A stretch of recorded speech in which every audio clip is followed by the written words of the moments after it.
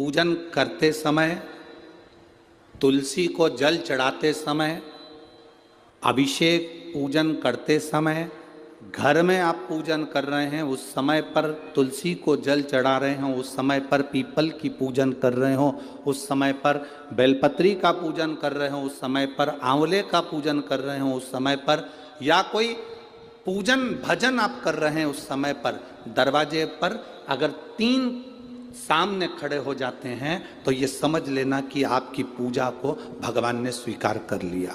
कौन 3 है उसका स्मरण करिएगा। पहला, पूजन करते समय, भगवान की आराधना करते समय अंदर मंदिर में अपने घर में बैठकर आप भगवान निहला रहे हैं, भगवान की पूजन कर रहे हैं, अर्चना कर रहे हैं, सेवा कर रहे हैं, माला जाप कर रहे हैं, पूजन अर्चना कर रहे हैं, तुलसी को जल चढ़ा रहे हैं, उस समय पर 3 का दर्शन अगर आपको हो जाता है, आपके दरवाजे पर अगर आ जाते हैं तो आपका समझ लेना पूजा स्वीकार हो गया। पहले नंबर पर पूजन करते समय दरवाजे पर गौ माता आकर खड़ी हो जाए, समझ लो तुम्हारा पूजन सफल हो गया।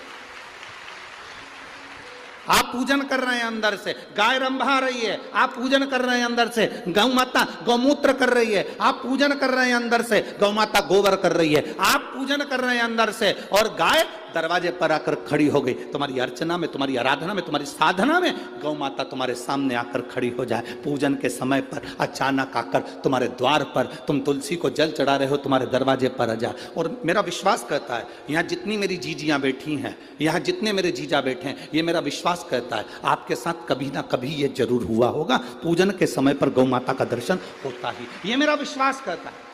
और ये कब होता है? जिस दिन आपका चित्त, मन, वृत्ति भगवान में रमी हो। चाहे तुम राम जपो, हनुमान जपो, शिव जपो, तुम्हारी मर्जी पड़े वो जपो। तुम देवी की भी पूजन कर रहे हो, किसी की देवता की पूजन कर रहे हो, कुल देवता की पूजन कर रहे हो, दिल से कर रहे हो, तो ये 3 का अगर दर्शन हो जाए तो कार्य सफल है। पहला, जम के बोलो, गौ माता।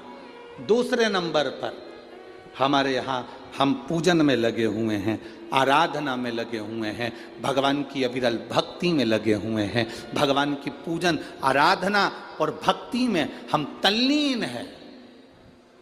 और दूसरे नंबर पर उस पूजन करते समय पर तुम्हारे घर की बहन बेटी तुम्हारे दरवाजे पर आ जाए तो समझ लो पूजन सफल हुआ है।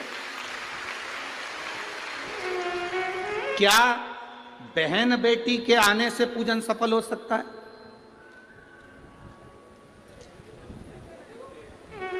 कहां लिखा हुआ है महाराज जी? आप इतनी बड़ी बड़ी बातें कहते हो। पूछने वाले पूछ सकते हैं, कहने वाले कह सकते हैं, आपने कैसे कह दिया कि बहन बेटी के आने से सफल हो जाता करे? तो आप उठाओ, हिमालय राज का बेटा बाणासुर से दोस्ती कर लेता, माता पार्वती का भाई बाणासुर से दोस्ती कर लेता है, और दोस्ती कर लेता है तो उसके चुंगल में फंस जाता है, बाणासुर के चुंगल में भाई संकट में आ जाता है। आज हिमालय राज और मैनावती दोनों बैठकर भगवान की आराधना कर रहे थे, इतने में पार्वती का आगमन हो जाता है। पार्वती ने आते से ही देखा, पिताजी आप आराधना कर रहे हो, पूजन कर रहे हो, किस लिए, क्यों? मैनावती ने कहा तेरा भाई संकट में घिरा हुआ है। पार्वती ने कहा क्यों चिंता करते हो, क्यों चिंता करते हो? पिताजी मैं आई हूं ना, चिंता मिटा दूंगी, चिंता मिटा दूंगी, आप चिंता ना करें। क्या हुआ? बाणासुर तेरे भाई को कष्ट दे रहा।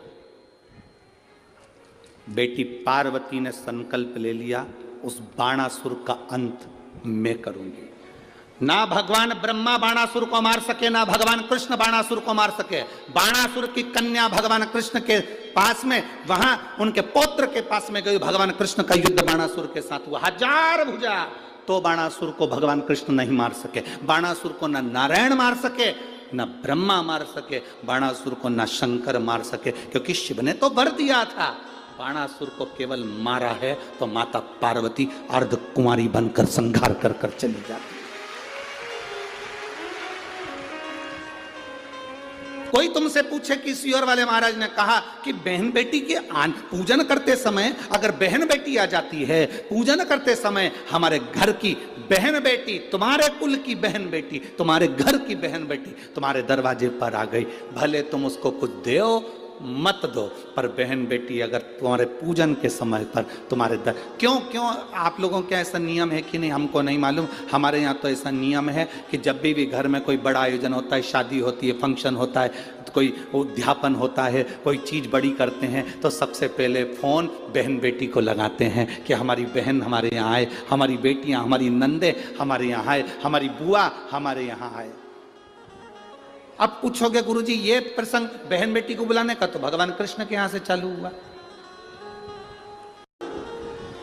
नंद बाबा की बहन नंदा आकर घर में रहने लगी और भाभी को जब जापा हुआ तो सबसे पहले नंदा भगवान को हाथ जोड़कर कहती है, बाबा ऐसी कृपा करना, ए बाबा ऐसी कृपा करना, मेरे भैया की यहाँ 60 साल के बाद तो औलाद हो रही है, तो ऐसी कृपा करना कि उनके घर में लड़का हो जाए। और नंदा हाथ जोड़ती जोड़ती जोड़ती जोड़ती यशोदा जी के कक्ष में गई, और जो कक्ष में गई जाकर जो दर्शन करा तो लाला का दर्शन था। नंदा खुश हो गई, थाली उठाकर बजाने लगी कलदार से, और एक थाली को उठाकर उस नंदा ने बजाया, थाली को उठाकर। कांसे की थाली, पीतल की थाली, तांबे की थाली, जिसके घर में बजती थी उसके घर में शुभ संदेश आता था। आज के जमाने में स्टील बजता है। अब आजकल के ज़माने में तांबा पीतल कांसा बजाते नहीं हैं। आज के ज़माने में तो जरा सी देर में बस बच्चा हुआ है, सूचना मिल गई, बैंड बाजा बजवा दो, ढोल नगाड़े बजवा। नंदा ने थाली बजाई थी और फिर आवाज आई थी, नंद घर आनंद, नंद घर आनंद भयो। फिर आवाज आई, भजन करते समय स्मरण करते हुए, नाम जाप करते हुए 3 का दर्शन हो जाए, तुम्हारे दरवाजे पर आ जाए, जीवन की सफलता मानना, पूजन सफल मानना। पहले नंबर पर जम के बोलो गौ माता, दूसरे नंबर पर बहन बेटी, और तीसरे नंबर पर हैं संत गुरुजन, जो निष्कपट भाव के, जो तुम्हारे दरवाजे पर कुछ मांगने नहीं आए हैं। जो मांगने आए हैं वो नहीं, पूजन करते समय तुम्हारे दरवाजे पर कोई संत, कोई ब्राह्मण, कोई गुरुजन, कोई भक्त ऐसा आ जाए जो मांगने नहीं आया, फिर बस तुम्हारे सामने तिलक लगाकर भक्ति में डूबा हुआ, भजन में डूबा हुआ वो तुम्हारे सामने आ जाए, समझ लो कि तुम्हारी पूजन सफल हो गई। मांगने नहीं, मांगने नहीं, केवल आया, भजन गाया, सीताराम कहा, हर हर महादेव कहा, श्री शिवाय नमस्तुभ्यम कहा, जय श्री हनुमान जी कहा, और वो अपना चले गया। तुम्हारे दरवाजे पर मांगा नहीं उसने। असली संत तुम्हारे दरवाजे पर गुरुजन, ब्राह्मण जन, भक्त जन, कोई भगवत प्रेमी तुम्हारे दरवाजे पर दर्शन हो जाए पूजन के समय पर, समझ लो कि उसने स्वीकार कर लिया।